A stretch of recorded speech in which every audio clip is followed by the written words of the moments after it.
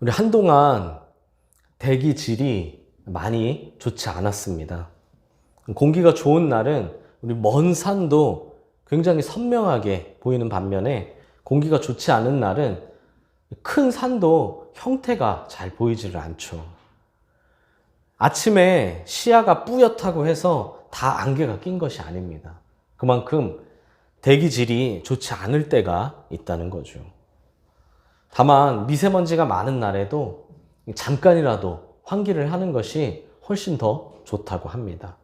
집이든 사무실이든 우리 교회든 공기가 계속 정체되어 있는 것은 별로 그렇게 좋은 것이 아니기 때문이죠. 그래서 단 5분만이라도 아침에 그리고 저녁, 아침 저녁으로 환기를 해주는 것이 훨씬 더 좋습니다. 좀 안타깝기는 하죠. 요즘처럼 따뜻하면서도 시원할 때 마음껏 창문을 열고 환기를 하면 좋을 텐데 말입니다. 겨울은 너무 추워서 창문을 열어놓기가 힘들고, 여름은 너무 습해서 창문을 열면 오히려 더 더울 때가 있죠. 봄이나 가을은 황사나 미세먼지 때문에 또 어려우니까 참 뭐든 쉬운 게 없는 세상입니다. 그래도 지난주는 비가 몇 번 와서 그런지 공기가 꽤 좋았습니다. 미세먼지 측정 어플이나 사이트에 들어가도 확인할 수 있지만 일단 벌써 눈으로 보기에도 다르죠. 먼 산이나 건물이 깨끗하게 보이면 공기가 괜찮은 거거든요. 우리 여기 호매실에서는 저기 동탄에 있는 건물까지도 깨끗하게 잘 보일 때가 있어요. 그래서 지난주는 상당히 좋았습니다. 근데 또 창문을 마음껏 열어놓기는 어려웠어요. 왜 그럴까요? 지금 한창 꽃가루가 날릴 때이기 때문이죠. 특히 칠보산에서 송진가루가 열심히 날릴 시기입니다. 그래서 창문을 오래 열어놓으면 창틀이나 창문 주변 바닥이 이렇게 노랗게 되는 걸 볼 수 있는데요. 그럼 대체 언제쯤 마음껏 환기할 수 있을까요? 물론 좀 몇 주가 지나면 가능하겠지만 또 그때도 대기질을 체크해 봐야겠죠. 우리 하루속히 마음껏 환기할 수 있을 때가, 또 마음껏 함께 할 수 있을 때가 속히 오기를 간절히 소망합니다. 이렇게 보면 자연은 참 정직합니다. 불과 얼마 전까지 우리가 2중, 3중으로 또 두꺼운 패딩까지 입고 다녔었죠. 그러다 날이 좀 따뜻해지는가 싶더니 갑자기 추워지는 꽃샘추위가 여지없이 찾아왔습니다. 또 그러다 날씨가 급히 따뜻해지더니 봄꽃들이 한순간 확 피어났죠. 개나리, 진달래, 목련, 벚꽃 등 봄꽃들은 언제 봐도 항상 참 예쁩니다. 너무나 길고 또 추운 겨울을 이겨내고 피다 보니까 더 예쁜 것 같죠. 하지만 금방 사라져버리기도 합니다. 특히 벚꽃이 그렇습니다. 벚꽃은 그 어떤 꽃보다도 화려하게 피었다가 그 어떤 꽃보다도 순식간에 사라지죠. 특히 비에 취약합니다. 올해는 비가 자주 오려는지 벌써 비가 몇 번 내렸습니다. 동시에 많이 더워졌죠. 낮에는 반팔을 입고 다닐 수 있을 만큼 기온이 많이 올라왔습니다. 이러다가 또 갑자기 한여름이 돼버리죠. 곧 에어컨이 없이는 잠을 이루기 힘든 무더위가 찾아오게 됩니다. 그리고 더위에 지치고 지칠 때쯤 서서히 시원한 바람이 불기 시작하고 한순간에 단풍이 들죠. 그러다 또 금방 눈이 옵니다. 깊숙이 집어넣은 패딩을 다시 꺼내야 할 때가 온다는 거죠. 이렇게 1년이 지나갑니다. 그러면 또 어느새 떡국과 함께 한 살을 먹게 되죠. 또 2023년, 24년 금방 옵니다. 조금 아쉬운 건 사계절에서 봄과 가을이 갈수록 점점 짧아지는 것 같아요. 심리적인 건지는 모르겠습니다. 근데 그래서 일주일도 주말이 짧다고 하죠. 그래서 월화수목금토일이 아니라 월, 화, 수, 목, 금, 토일 하면서 순식간에 끝난대요. 계절도 비슷한 것 같아요. 봄은 봄 이렇게 오고요. 여름, 가을, 겨울 이렇게 오죠. 오늘 무슨 말이 하고 싶은 거냐면 자연은 참 정직하다는 거예요. 늘 정직합니다. 우리가 월, 화, 수, 목, 금, 토이라고 해도 결국 일주일은 7일이죠. 봄, 여름, 가을, 겨울 이래도 결국 우리나라의 계절은 4계절입니다. 봄이 되면 꽃이 피고 여름이면 덥고 가을이면 시원하고 겨울이면 춥습니다. 반드시 봄 다음에 여름이 오고 가을 다음에 겨울이 오죠. 누가 가르치는 것도 아니고 누가 일부러 데리고 오는 것도 아닌데 알아서 척척 잘만 옵니다. 시간도 우리가 상대적으로 길고 짧음을 느낄 뿐이지 모두에게 주어진 시간 그리고 흐르는 시간은 늘 동일합니다. 만물은 참 정직하죠. 처음 정해진 규칙 그대로, 처음 만들어진 목적 그대로 움직인다는 겁니다. 감히 인간이 손을 댈 수 없습니다. 인간이 억지로 손을 대거나 억지로 바꾸려고 할수록 망가지거나 부작용만 더 심해질 뿐입니다. 그리고 우리는 이 만물을 지으신 분이 누구신지 알고 있죠. 바로 우리 하나님 아버지이십니다. 그러므로 만물이 정직하다는 것은 만물이 처음 정해진 규칙 그대로, 처음 만들어진 목적 그대로 움직인다는 말은 곧 결국 만물을 창조하신 하나님의 뜻대로 움직인다는 의미입니다. 오늘 서론이 참 길었지만 결국 결론은 요약하면 한 줄이에요. 만물은 언제나 하나님의 뜻대로 움직여 왔고 앞으로도 계속 그럴 것이라는 겁니다. 물론 우리 눈에는 크고 작은 변수들이 보이죠. 그러나 그건 당장에 우리 눈에 보이는 시각일 뿐입니다. 좀 더 크게 보고 좀 더 길게 보면 사실 그런 크고 작은 변수들은요, 티도 안 나요. 결국 다 하나님의 뜻대로 움직여 가고 있고 움직일 것이라는 거죠. 하나님의 뜻을 거부하는 건, 하나님의 뜻에 반항하고 역행하는 건 오직 인간뿐입니다. 각종 재난이나 끊이지 않는 전쟁 등 각종 질병, 모든 것들이 대부분 인간이 가진 욕심의 결과일 뿐이죠. 그래놓고 하나님의 탓이라며 책임을 돌리기 바쁩니다. 참 우스운 일이죠.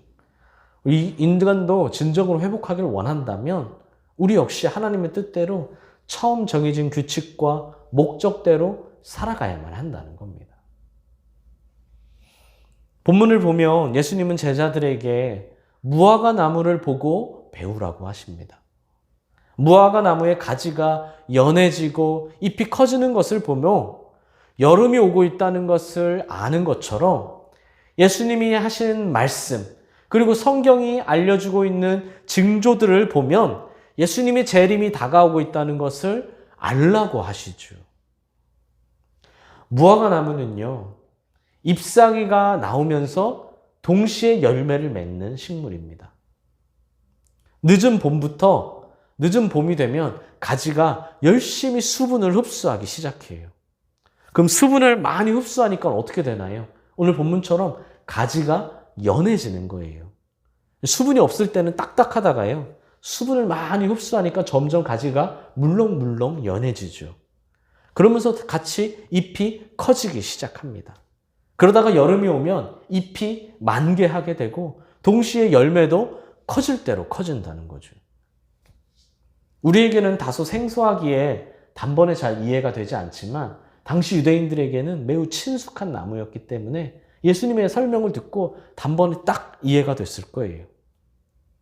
성경에 종종 무화과 나무가 많이 나오는데 이 무화과 나무가 굉장히 특별한 효과가 있다거나 특별한 나무라서가 아니라 단지 이해를 쉽게 하기 위한 예라는 거죠. 정리하면 무화과 나무를 보고 있으면 계절이 봄에서 여름으로 넘어가고 있다. 이제 여름이 다가오고 있다라는 걸 알게 된다는 겁니다. 우리가 벚꽃나무를 보면요. 벚꽃나무가 초록색이잖아요. 초봄에는요. 그렇죠? 그러다가 점점 살짝 핑크빛이, 분홍빛이 돌기 시작합니다. 아, 그러면 이제 곧 피겠구나. 이제 완전 봄이 됐구나. 라는 걸 우리가 아는 것처럼 무화과 나무를 보면 여름이 오는구나 알 수 있다는 거죠. 봄에서 여름으로 넘어가는 날이 정확히 언제인지는 콕 집을 수 없습니다. 하지만 매년 반복되는 자연 법칙이죠. 몇 년, 몇 월, 며칠, 몇 시, 몇 분인지는 모르지만 무화과 나무를 보고 있으면 분명하게 정해져 있는 그 시간이 다가오고 있다는 걸 안다는 겁니다. 사실 너무나 당연한 말이죠. 지금까지 제 말이 길었는데요. 이 긴 말 중에 뭐 하나 새로운 사실이 있었습니까? 아니면 많은 사람들이 잘 이해하지 못하는 성경의 심오한 진리가 해석됐나요? 전혀 아닙니다. 누구나 다 아는 내용이죠. 학교에서 배워서 아는 내용이고 살다 보면 경험하면서 알게 되는 내용입니다. 초등학교 1학년 과목을 보면요. 봄, 여름, 가을, 겨울이라는 교과서가 있어요. 그래서 수업을 합니다. 우리 국어 시간인 것처럼 봄 시간이 있고요. 여름 시간, 가을 시간 이렇게 있어요. 각 계절의 특징 등을 배우는 건데요. 그때마다 아이들이 빼놓지 않고 하는 질문들이 있습니다. 선생님 혹은 아빠, 엄마, 언제부터 봄이에요? 여름은 언제 와요? 겨울은 언제 와요? 눈은 언제 내려요? 물어보죠.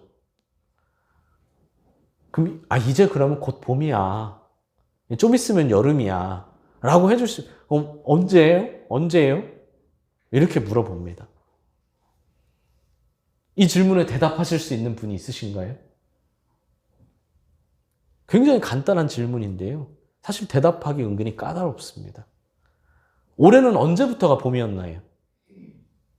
우리 이미 봄이 왔잖아요. 그렇죠? 이미 옷에서부터 달라졌는데 오늘에는 언제부터 봄이었습니까?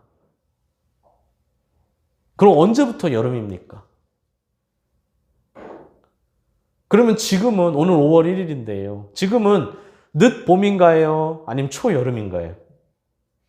그게 그건가요? 이게 날짜로는 딱 정할 수가 없어요. 이게 생각보다 어려운 문제입니다. 뭐 음력으로 따진다 하지만 음력으로 따지면 입춘인데도요. 패딩 입고 다니잖아요. 입춘이면 봄인데요. 눈이 언제 오는지 아니 11월, 12월이 됐는데 겨울이 언제 오는지 아시나요? 아이들의 순수한 질문에 생각보다 답하기가 어렵습니다. 하지만 우리는 그때가 오면 그때가 가까워지면 알 수 있죠.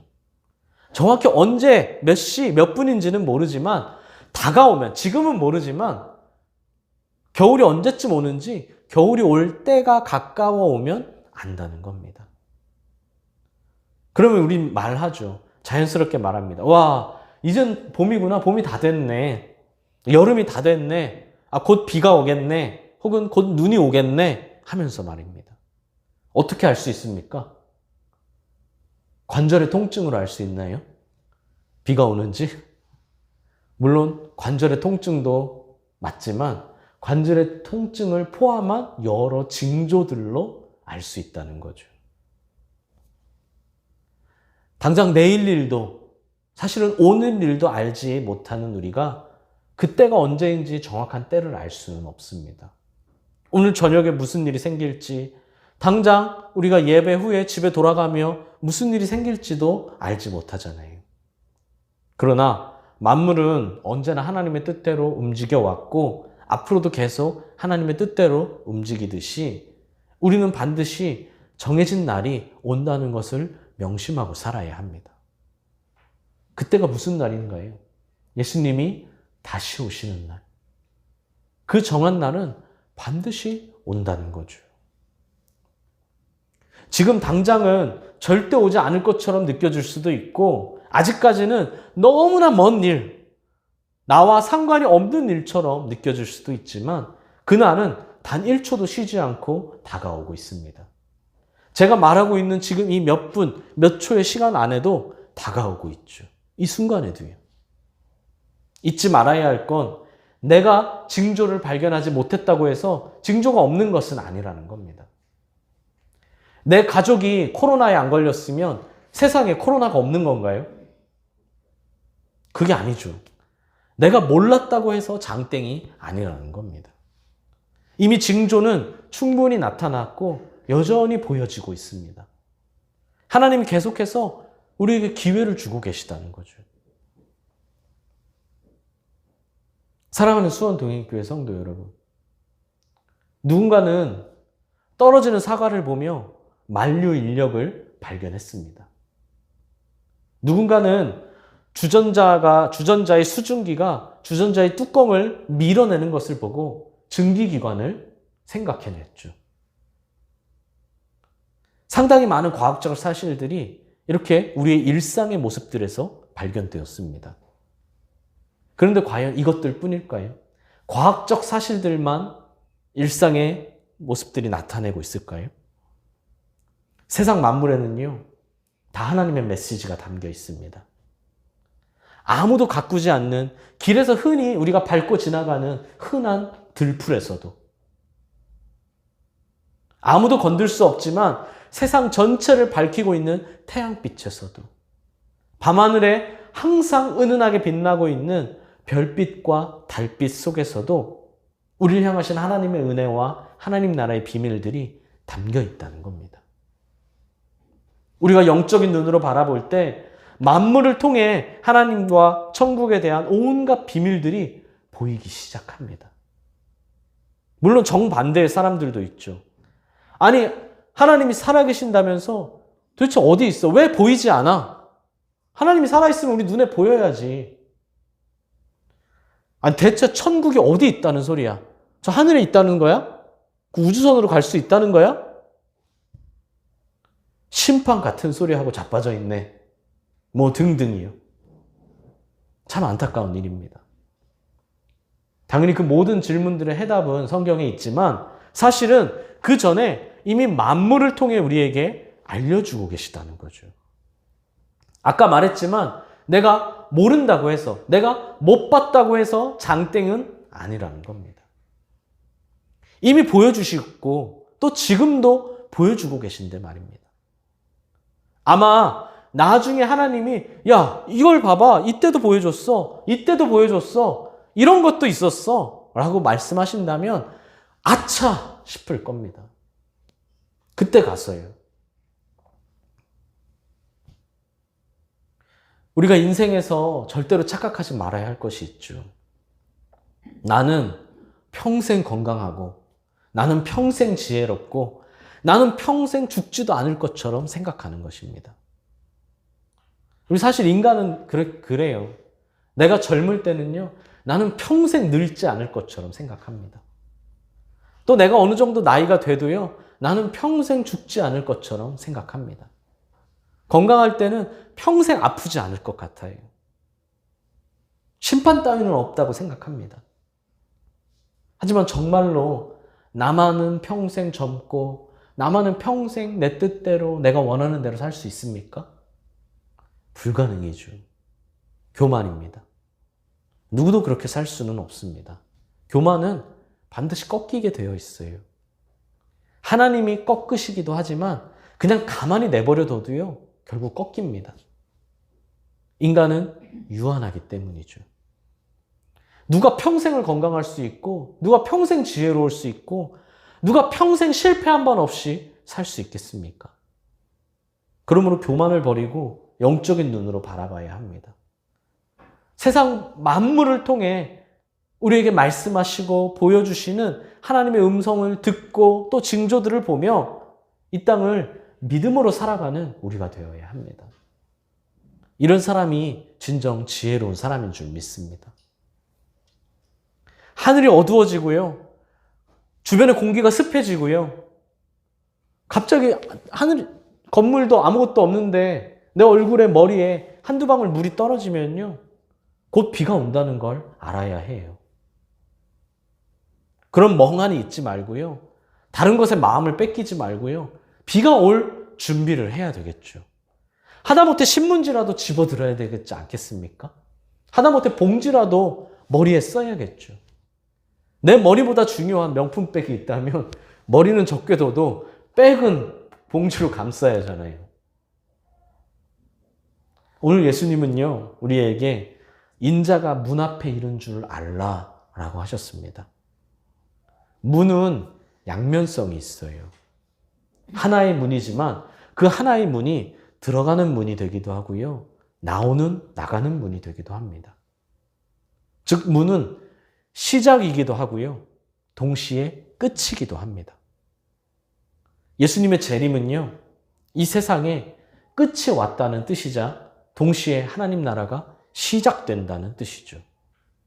심판대가 가까이 왔으니 심판의 결과에 따라 전혀 다른 삶이 끝나기도 하고 시작되기도 한다는 말씀입니다. 그 날은 예수님이 영광 가운데 심판주로 다시 오실 그 날은 모든 인류에게 희비가 엇갈리는 날이 된다는 거예요. 누군가에게는 끝이 되고요. 누군가에게는 시작이 됩니다. 누군가에게는 기쁨이 끝나고 고통이 시작되는 날이기도 하고요. 누군가에게는 고통이 끝나고 기쁨이 시작되는 날이기도 하죠. 예수님을 귀하게 모시고 섬겼던 사람들은 재림하시는 예수님을 한없는 영광과 기쁨으로 맞이할 것이고, 예수님을 멸시했던 사람들은 최대의 수치와 영원한 형벌을 받는 날이 될 것입니다. 그러므로 그 날이 오고 있다는 것을 아는 사람이 되시기를 바랍니다. 하나님은 우리에게 이미 분명하게 보여주셨고요. 여전히 그 징조들은 보이고 있습니다. 그러면 준비해야 하겠죠. 하나님의 말씀을 통해, 만물을 통해, 여러 징조를 통해 알고 이 땅에서 더욱 믿음으로 살아가는 그날을 준비하는 우리 사랑하는 성도님들이 되시기를 간절히 소망합니다.